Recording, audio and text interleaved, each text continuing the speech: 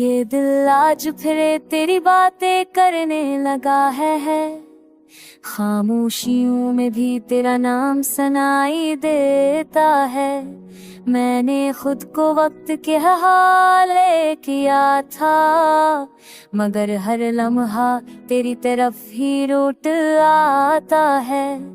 तेरी याद किसी नरम हवा की तरह है, जो थके हुए दिल को सहारा देती है।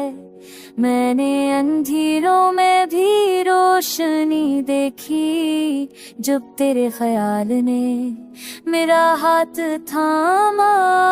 ये रास्ते, ये शहर, ये हजूम सब बदल गए, मगर मेरा यकीन अब भी वैसा ही है। तेरी मुस्कुराहट आज भी उम्मीद जगाती है, जैसे टूटा हुआ ख्वाब फिर सांस लेने लगे।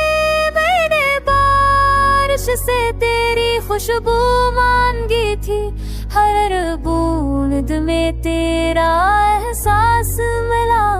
ये गाना लफ्जों का मजमुआ नहीं, ये मेरी वो बातें हैं जो कहीं न जा सके। अगर कभी वक्त हमें जुदा भी कर दे,